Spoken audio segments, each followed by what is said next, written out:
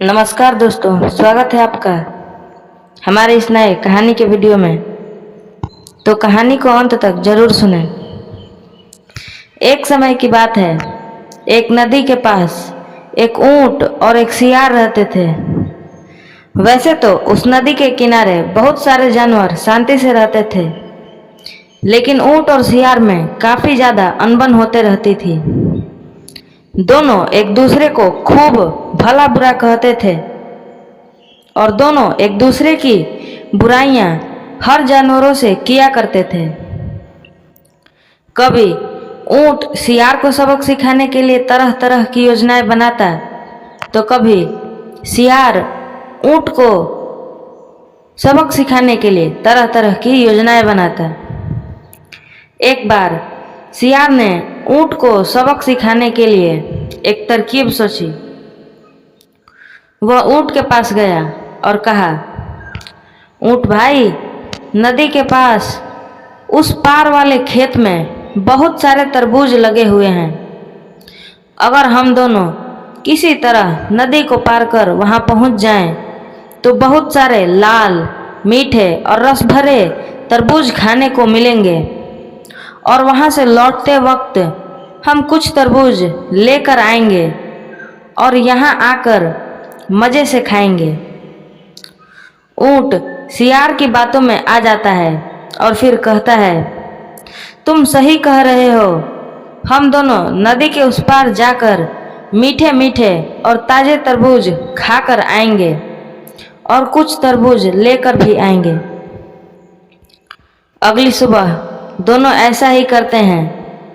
वह तरबूज लाने के लिए नदी के पास जाते हैं। नदी के किनारे पहुंचकर ऊंट कहता है, चलो सियार, अब हम तैरकर इस नदी को पार कर लेते हैं।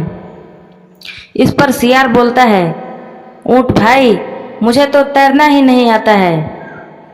ऊंट पूछता है, तो अब हम इस नदी को कैसे पार करेंगे?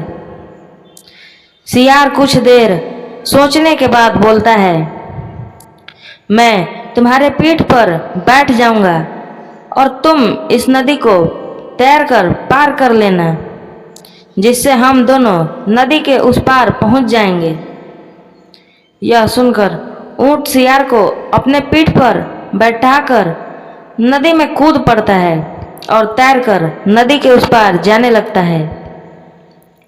ऊंट सियार को पीठ पर बैठाकर नदी के उस पार लेकर जाता है। फिर दोनों मज़े से तरबूज खाने लगते हैं। तरबूज खाने के बाद सियार बहुत जोरों से चिल्लाने लगता है।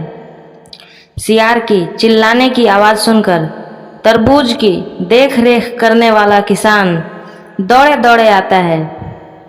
सियार एक पेड़ के पीछे जाकर छुप गया। ऊंट को छिपने की कोई जगह ही नहीं मिली और जैसे ही किसान आया, उसने ऊंट की खूब पिटाई कर दी। जब किसान ऊंट को पीट कर चला गया, तभी पेड़ के पीछे छुपा हुआ सियार ऊंट के पास गया और ऊंट को पीटे जाने पर उसने बहुत अफसोस करने का नाटक किया, क्योंकि वह तो ऊंट को सबक सिखाना चाहता था। ऊंट सियार से पूछता है, जब तुमने तरबूज खा ही लिया तो इतना ज़्यादा चिल्लाने की क्या ज़रूरत थी? तुम्हारे चिल्लाने की आवाज़ सुनकर ही वह किसान मेरे पास आ गया और मेरी पिटाई करने लगा। ऊंट की बात सुनकर सियार बोला, इसमें मेरी कोई गलती नहीं है। जब मैं तरबूज खा रहा था तो मेरा पेट भर गया और पेट भर जाने के बाद मैं इसी तरह चिल्लाता हूँ। उसके बाद ऊंट कहता है कि चलो, अब हमें नदी के उस पार चलना चाहिए। ऊंट अपनी पीठ पर सियार को बैठाकर नदी में तैरने लगता है। जब ऊंट नदी के बीच में आता है तो वह नदी में डुबकी लगाने लगता है। यह देखकर सियार बोलता है, दोस्त, यह क्या कर रहे हो? मैं तो ऐसे डूब जाऊंगा। उसके बाद ऊंट कहता है, इसमें मेरी कोई गलती नहीं है। जब मेरा पेट भर जाता है और उसी वक्त पानी पर जाता हूँ तो मैं डुबकी मारने लगता हूँ। यह मेरी बहुत पुरानी आदत है। यह बात सुनते ही सियार समझ जाता है कि वह उसके किए का बदला ले रहा है। तब वह ऊँट से माफ़ी मांगता है और उसका दोस्त बन जाता है। तो दोस्तों, अगर आपको यह कहानी अच्छी लगी हो तो इस वीडियो को लाइक करें, शेयर करें और सब्सक्राइब करें हमारे YouTube चैनल को। धन्यवाद।